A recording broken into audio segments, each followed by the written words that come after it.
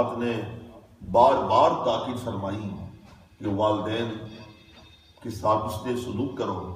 کہیں فرمایا والدین کو اف تک نہ کہو.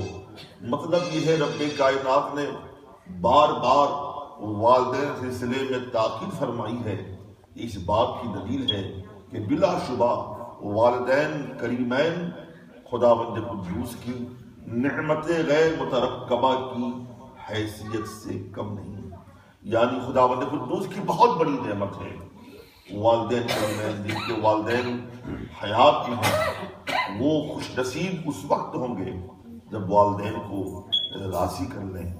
والدین کریمین کی فضیلتوں کا یہ عالم ہے کہ والدین کے جو حقوق اولاد پر ہیں یہ حقوق صرف زندگی ہی میں نہیں ہیں بلکہ والدین کے انتقال کے بعد بھی ان کے حقوق اولاد پر باقی رہتے ہیں.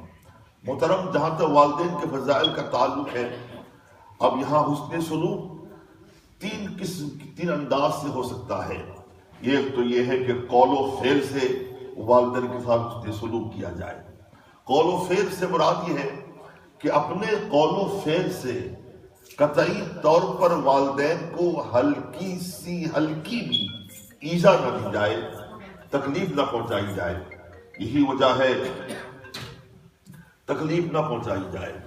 رب کائنات نے اسی قرآن مقدس میں ارشاد فرمایا کہ وَلَا تَنْهَرْهُمَا، کہ والدین کو دھڑکیاں نہ دو. اور ہم نے فرمایا کہ اپنے والدین کو اف تک نہ کہو. یعنی اپنے قول و فعل سے اس ایسی چیز نہیں کرنی ہے جس سے والدین کو ذرہ برابر بھی تکلیف ہو. آپ کو معلوم ہے حضرت امامہ صاحب رسول عرض کرتے ہیں کہ میں نے آقا صلی اللہ علیہ وسلم کی بارگاہ میں عرض کی، یا رسول اللہ ما حق الوالدین علی ولدہما، آقا یہ بتایا جائے کہ والدین کا حق اولاد پر کیا ہوتا ہے. میرے آقا صلی اللہ علیہ وسلم نے اختصاراً ایجازاً ارشاد فرمایا کہ ہما جنتک و ہما نارک، یعنی تمہارے والدین تمہارے لیے جنت بھی ہے اور جہنم بھی ہے. اس کا مطلب یہ ہے حدیث کی شرح میں امام نووی شارح مسلم ہے، آپ فرماتے ہیں جنتک و نارک کا مطلب یہ ہے اگر تم نے والدین کو راضی رکھا تو یقیناً تمہارے نصیب میں جنت ہے. اگر والدین تم سے ناراض ہیں تو پھر تمہیں جہنم کا بہر صورت ایندھن بننا ہوگا.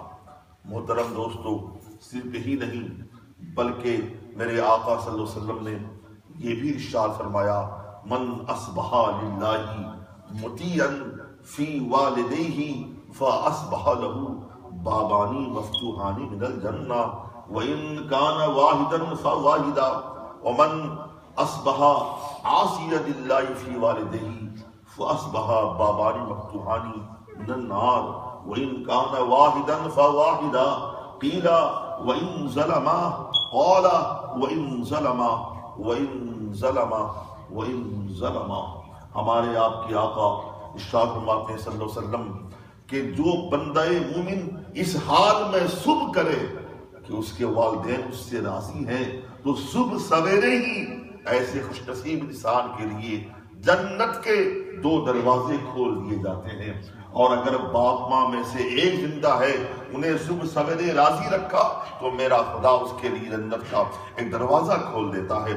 پھر میرے آقا ارشاد فرماتے ہیں اس انسان نے صبح سویرے اپنے والدین کی نافرمانی کی، والدین کو ناراض کیا تو اس کے لیے صبح سویرے ہی سے جہنم کے 2 دروازے کھول دیے جاتے ہیں. اگر ایک زندہ ہیں ان کی نافرمانی کی، ان کو ناراض رکھا تو میرا خدا ایسے بندے کے لیے صبح سویرے ہی جہنم کا ایک دروازہ کھول دیا جاتا ہے. جب میرے آقا صلی اللہ علیہ وسلم ارشادات کی موتی لٹا رہے تھے، معلوم ہے ایک صحابی کھڑے ہوتے ہیں اور عرض گزار ہوتی ہے یا رسول اللہ وَإِن ظَلَمَا، آقا آپ نے والدین کے سلسلے میں بڑی فضیلتیں بیان فرمائی ہیں، مگر آقا اگر والدین اولاد پہ ظلم کریں تو اولاد کا رویہ کیا ہونا چاہیے، اولاد کا کیا سلوک ہونا چاہیے؟ معلوم ہے میں نے بارہا آپ کو بتایا ہے میرے آقا صلی اللہ علیہ وسلم کی یہ عادت کریمہ تھی، جب آپ کسی بات پر تاکید کرنا آپ کا مقصود ہوتا، تنبیہ کرنا مطمئن نظر ہوتا، یا پھر میرے آقا صلی اللہ علیہ وسلم اگر عالم جلال میں ہوتے ایک لفظ کو، ایک جملے کو میرے آقا 3 بار استعمال فرماتے تھے۔ صحابی نے عرض کی وَإِن ظَلَمَا، صحابی نے عرض کی اِن ظَلَمَا، آقا اگر والدین ظلم کریں تو ہم کیا کریں؟ تو میرے آقا صلی اللہ علیہ وسلم نے صحابی کے جملے کو 3 بار استعمال فرمایا۔ اس بات کی دلیل ہے کہ میرے آقا عالم جلال میں فرما رہے ہیں وَإِن ظَلَمَاهُ وَإِن ظَلَمَاهُ وَإِن ظَلَمَاهُ، میرے صحابی تو یہ کہتا ہے اگر باپ ماں ظلم کرے تو کیا کریں؟ وَإِن ظَلَمَا، اگرچہ باپ ماں ظلم کریں، اگرچہ باپ ماں ظلم کریں، اگرچہ باپ ماں ظلم کریں، تب بھی تمہیں ان کی بارگاہ کا مؤدب بن کے رہنا ہے، خدمتگار بن کے رہنا ہے۔ یہ بات تو یہ ہے جو میرے آقا فرمانے مطلب ہی نہیں ہے کہ معاذ اللہ والدین ظلم کرتے ہیں، کوئی شاید ایسی والدہ ہو، ایسا والد ہو ظلم کرے۔ چونکہ صحابی نے ظلم کی بات کہی تھی تو میرے آقا صلی اللہ علیہ وسلم نے اس صحابی کے کہنے کی بنیاد پر فرمایا اگر تم یہ سمجھتے ہو، اگر اولاد یہ سمجھتی ہے باپ ظلم کر رہا ہے، اولاد یہ سمجھتی ہے ماں ظلم کر رہی ہے، تمہارے سمجھنے کے باوجود اگرچہ وہ ظلم کرے تمہاری سمجھ کے لحاظ سے، اس کے باوجود بھی تمہیں ان کی بارگاہ کا اطاعت شعار بن کے رہنا ہے، فرما بردار بن کے رہنا ہے، خدمت گزار بن کے رہنا ہے، اور ان کے حکم کی ہمیشہ تعمیل کرنی ہے، اور ان کو راضی کرنے کے لیے ہر ممکن کوشش کرنا ہے۔ اس لیے کہ میرے آقا ارشاد فرماتے ہیں صلی اللہ علیہ وسلم رضا الربی فی رضا الوالدین وسخط الربی فی سخط الوالدین۔ میرے آقا فرماتے ہیں کہ والدین کی رضا رب کی رضا ہے، والدین کی ناراضگی رب کی ناراضگی ہے۔ نعرہ تکبیر، نعرہ رسالت، نعرہ حیدری، نعرہ غوثیہ۔ محترم یہ چندہ بتانے کی ضرورت نہیں ہے جہاد کی اسلام میں کتنی اہمیت ہے، اور جہاد کوئی معمولی چیز نہیں ہے۔ معلوم ہے میدان کارزار میں جب بندہ مومن جاتا ہے تو اپنے سر کو اپنے ہتھیلی میں سر کو لے کے جاتا ہے، خون جگر پیش کرتا ہے۔ میدان کارزار میں جناب علی تلواروں کا وار ہوتا ہے، نیزوں میں سنسناہٹ ہوتی ہے، بھالوں کی مار ہوتی ہے، خون کی ہولی کھیلی جاتی ہے، زندگی موت کے مابین تصادم ہوتا ہے۔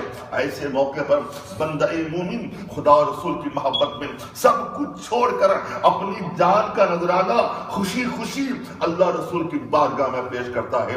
جہاد کوئی معمولی چیز نہیں ہے۔ آئی حدیث پاک سنیے، اِنَّا مُعَاوِيَةَ بْنَ جَاهِمَ قَالَ إِنَّ جَاهِمَةَ جَاءَ إِلَى رَسُولِ اللَّهِ صَلَّى اللَّهُ عَلَيْهِ وَآلِهِ وسلم وقال أردت أن أغزو قد جئتك أستشيرك قال فقال هل لك قال نعم قال فأكرمها فإن الجنة على رجلها۔ حضرت معاویہ بن جاہمہ صحابی رسول ہیں، آپ کو روایت فرماتے ہیں کہ میرے والد گرامی حضرت جاہمہ نبی پاک صلی اللہ علیہ وسلم کی بارگاہ میں حاضر ہوئے اور یوں عرض کرنے لگے آقا قد جئتک استشیرک اردت ان اغزو قد جئتک استشیرک۔ میرے آقا صلی اللہ علیہ وسلم مجاہدین خدا و رسول کی محبت میں میدان کارزار میں جا رہے ہیں، اپنا خون جگر پیش کرنے کے لیے جا رہے ہیں، اللہ رسول کی محبت میں اپنا سب کچھ قربان کرنے کے لیے جا رہے ہیں۔ میرے آقا صلی اللہ علیہ وسلم میں نے بھی غزوے میں جانے کا ارادہ کیا ہے، جہاد میں جانے کا متمنی ہوں، چاہے جہاد میں جانے کا خواہش مند ہوں، میں بھی چاہتا ہوں کہ میدان کارزار میں جا کر آپ اور آپ کی و اللہ کی محبت میں اپنا خون جگر پیش کروں۔ آقا مجھے اجازت دی جائے۔ معلوم ہے میرے آقا نے کیا جواب دیا کہ یہ بتا میرے صحابی حل لک منہم، تیرا شوق قابل قدر ہے، تیرا جذبہ قابل احترام ہے، مگر یہ تو بتا تیرے گھر میں تیری ماں زندہ ہے کہ نہیں ہے، تیری ماں حیات ہے کہ نہیں ہے؟ فرمایا عرض کرنے لگے نعم یا رسول اللہ، ہاں میری ماں زندہ ہے۔ میرے آقا فرماتے ہیں فَأَكْرِمْهَا فَإِنَّ الْجَنَّةَ عِنْدَ رِجْلِهَا۔ میرے صحابہ جہاد میں جانے کی ضرورت نہیں ہے، جہاد میں خون جگر پیش کرنے کی ضرورت نہیں ہے، اس لیے جہاد میں جانا چاہتا ہے تاکہ تجھے جہاد کا ثواب ملے، خدا و رسول کی رضا ملے۔ سن، جہاد میں جانے کی ضرورت نہیں، تیرے گھر میں تیری ماں موجود ہے، اپنی ماں کی خدمت کر، اس لیے کہ تیرے ماں کے قدموں کے نیچے جنت موجود ہے۔ سبحان اللہ، سبحان اللہ۔ فَإِنَّ الْجَنَّةَ عِنْدَ رِجْلِهَا، حضور کہتے ہیں پاؤں کو تیری ماں کے قدموں کے نیچے جنت ہے۔ وہ جہاد میں اس لیے جانا چاہتا ہے تاکہ اس کو جنت مل جائے، جنت کی بہاریں مل جائے۔ ارے سن میرے صحابی، تیرے گھر میں خود جنت موجود ہے، ارے ماں کو راضی کر لے، جنت تیرے قدموں میں آ جائے گی۔ محترم دوستو، معلوم کیا ہوا؟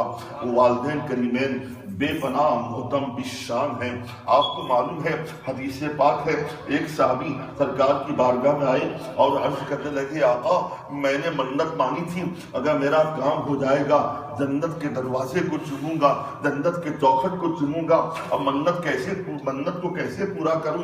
دنیا میں جنت کہاں ہے؟ تو میرے آقا فرمانے لگے، یہ بتا میرے صحابی، تیری ماں زندہ ہے کہ نہیں ہے؟ کہا نہیں آقا، اللہ کی پیاری ہو گئی۔ بول تیرا باپ زندہ ہے کہ نہیں ہے؟ نہیں میرے رسول، میرا باپ بھی اللہ کا پیارا ہو گیا۔ معلوم ہے آقا فرمانے لگے، یہ بتا تیرے باپ اور ماں کی قبریں ہیں کہ نہیں ہیں؟ ہاں سرکار، ان کی قبریں صحیح و سالم ہیں۔ تو میرے آقا فرماتے ہیں، میرے صحابی تو نے منت مانی تھی، تیری منت پوری ہو جائے گی، جنت کے چوکھٹ چومے گا، دروازے کو چومے گا، چلا جا قبرستان میں اپنے باپ کے سرہانے کو چوم لے اور ماں کے پیچانے کو چوم لے، تیری منت پوری ہو جائے گی۔ دیکھا محترم، یہ والدین کی عظمت ہے، یہ والدین کا وقار ہے۔ جب بھی والدین گفتگو کرتا ہوں میں اکثر واقعہ پیش کرتا ہوں حدیث پاک کے آنے میں جو بے پناہ عبرتناک ہے۔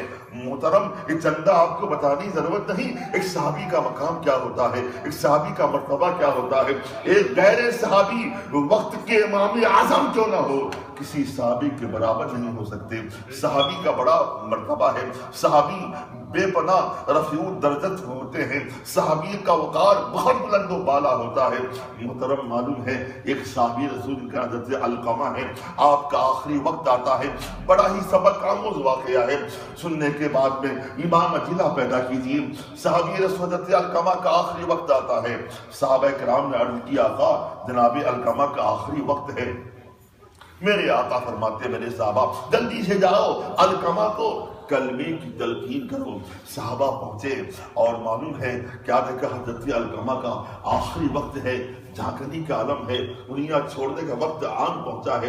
صحابہ کرام نے تلقین کی اور یہ کہہ فرمانے لگے، یوں پڑھو لا الہ الا اللہ محمد رسول اللہ۔ صحابہ بار بار تلقین کلمے کی کرتے رہے، مگر حضرت علقمہ صحابی رسول ہونے کے باوجود ان کی زبان سے کلمہ ادا نہیں ہو رہا ہے۔ صحابہ پریشان ہو گئے، پریشان ہو کر واپس لوٹے، کہا آقا غضب ہو گیا، ہم نے بارہا کوششیں کی، ہم نے بڑی صحیح پہم کی، مگر جناب علقمہ کی زبان کلمہ ادا کرنے سے قاصر ہے۔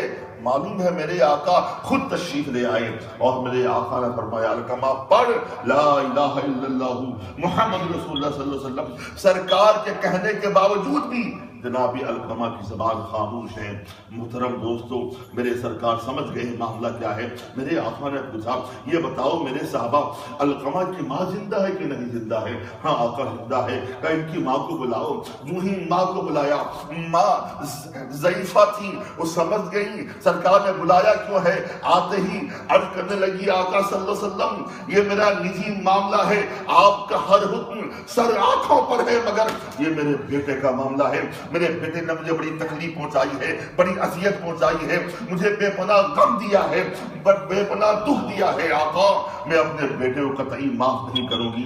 میرے آقا فرمانے لگے، تم معاف کر دو جس کے سارے گناہ معاف ہو جائے۔ کہا نہیں آقا میں نہیں معاف کرتی، یہ میرا نجی معاملہ ہے، یہ میرا ذاتی معاملہ ہے۔ تو میرے آقا نے فرمایا، میرے صحابہ یہ ماں نہیں معاف کر رہی ہے، یہ جہنم میں جلے گا، میرا صحابی اور جہنم میں جلے، بھلا یہ کیسے ممکن ہے؟ تو میرے آقا نے فرمایا، میرے صحابہ جاؤ لکڑیاں لے کے آؤ، لکڑیاں جمع کرو۔ لکڑیاں جمع کی جاتی ہیں، آگ لگائی جاتی ہے۔ میرے آقا فرمانے لگے، میرے صحابہ علقمہ کل جہنم میں جلے، بھلا کیسے ممکن ہے؟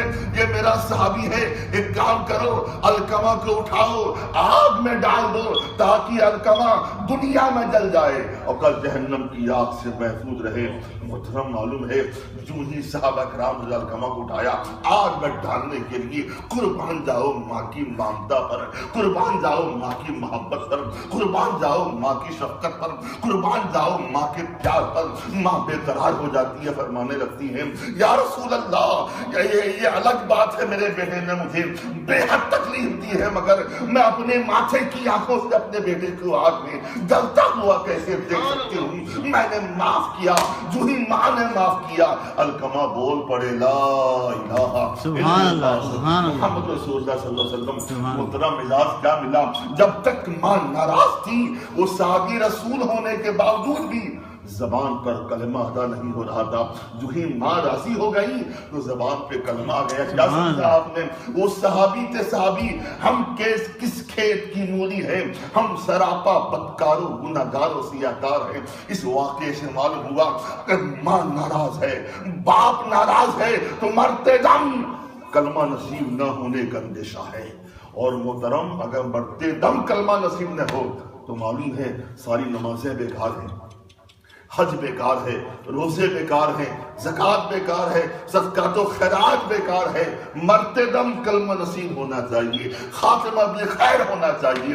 اگر والدین راضی ہیں تو خاتمہ بالخیر نہ ہونے کا امکان ہے، لہٰذا ہمیں چاہیے وہ والدین کا احترام کریں، وہ والدین خدمتیں ہم بجا لائیں۔ محترم دوستو معلوم ہے میں نے تقریر کے آغاز میں عرض کیا تھا وہ والدین خداوند قدوس کی ایسی نعمت ہے کہ ان کے حقوق زندگی ہی میں نہیں زندگی کے بعد بھی باقی رہتے ہیں۔ صحابی نے عرض کیا تھا والدین کے انتقال کے بعد میں کیا ان کا ہم پر حق باقی رہتا ہے؟ تو میرے آقا فرماتے ہاں نعم اربعۃ، ہاں 4 حقوق باقی رہتے ہیں۔ اولھا الصلاۃ علیہما، کہ ان کی نماز جنازہ پڑھی جائے۔ اس کے بعد میرے آقا نے فرمایا کہ اکرام ایفاؤ احدہما، جب وہ انتقال کر جائیں ان کے جو وعدے ہوں، وصیتیں ہوں، جو ان کی خواہشیں ہوں، تمنائیں رہ گئی ہوں، ان خواہشوں کو پورا کرنا بھی یہ حق ہے۔ پھر میرے آقا نے فرمایا الاستغفار لہما، تم تادم حیات اپنے والدین کے لیے استغفار کرتے رہو، مغفرت طلب کرتے رہو، دعائے خیر کرتے رہو۔ اور میرے آقا نے یہ بھی فرمایا جو تمہارے والدین کے ان کی زندگی میں قریبی تھے، بہت ہی قریبی تھے، ان سے وہ محبت رکھا کرتے تھے یا ان کی خدمتیں کرتے تھے، ان کی امداد کرتے تھے، تم پر حق ہے کہ والدین کے ان قریبی لوگوں سے تم بھی محبت کرو، ان کی خدمتیں کیا کرو، تم ان کی دکھ درد میں شریک ہوا کرو، یہ بھی تمہارا حق ہے۔ محترم صرف یہی نہیں بلکہ میرے آقا فرماتے ہیں من زارا قبر ابویہ او احدہما، جو اپنے والدین میں سے یا کسی ایک کی قبر کی زیارت کرے یوم الجمعہ، خصوصی طور پہ جمعہ کے دن، تو میرے آقا فرماتے ہیں فغفر لہ، تو ایسے بندے مومن کو میرا خدا مغفرت کا پروانہ عطا کرتا ہے۔ اور میرے آقا فرماتے ہیں من کان زوارا لہما فقد زارت الملائکۃ قبرا، جو شخص اپنے والدین قبروں کی بار بار زیارتیں کرتا ہے جب وہ مرے گا اس کی قبر کی زیارت کو اللہ کے نوری فرشتے آئیں گے، ملائکہ کی جماعتیں آیا کرے گی۔ لہذا محترم جس کے والدین زندہ ہیں وہ بڑے خوش نصیب ہیں کہ اپنے والدین کی خدمت کریں، ان کا احترام کریں۔ وہ والدین کا انتقال ہو چکا ہے، جس قدر ہو سکے اپنے والدین کے ایصال ثواب کے لیے کوششیں کرتے رہنا چاہیے، صدقات سے، خیرات سے، نوافل سے، تلاوت کلام پاک سے۔ اور صرف یہی نہیں، جو والدین کے قریبی تھے ان کی زندگی میں اب انہیں خوش رکھو گے تو والدین کی روحیں بھی خوش ہوتی ہیں۔ اور ساتھ ساتھ یہ بھی یاد رکھیں حدیث پاک ہے ہر جمعرات کی رات کو والدین، ہر جمعرات کی رات کو والدین اس بات کے منتظر رہتے ہیں، یعنی شب جمعہ دن جاگر رات جو آتی ہے جمعے کی، والدین اس بات کے منتظر رہتے ہیں کہ ہماری اولاد ہماری بارگاہ میں ثوابوں کا تحفہ بھیجے، ثوابوں کا تحفہ بھیجے، سورتیں پڑھ کے، قرآن کی آیات پڑھ کے، صدقات و خیرات کر کے، امور خیر کر کے، اعمال حسنہ کر کے، افعال خیر کر کے ہمیں ثواب پہنچائے۔ اور صرف یہی نہیں، یوں بھی میرے آقا نے فرمایا جب اولاد بدکاری کرتی ہے، بدعملی کرتی ہے، جھوٹ بولتی ہے، غیبتیں کرتی ہے، چغلخوری کرتی ہے، برائیاں کرتی ہے، حرام کا ارتکاب کرتی ہے، تو والدین کو بے پناہ قبر میں تکلیف ہوتی ہے۔ اگر اولاد افعال حسنہ کرتی ہے تو والدین کو بے پناہ خوشی حاصل ہوتی ہے۔ محترم دوستو، اللہ نے اور آپ کو صحیح معنوں میں وہ والدین کے احترام کرنے کی توفیق عطا فرمائے۔ اگر والدین اللہ کے پیارے ہو گئے ہیں، ان کے ایصال ثواب کی مولا تعالیٰ ہمیں ہمیشہ توفیق عطا فرمائے۔ دادم حیات وما علی الا البلاغ المبین۔ السلام علیکم۔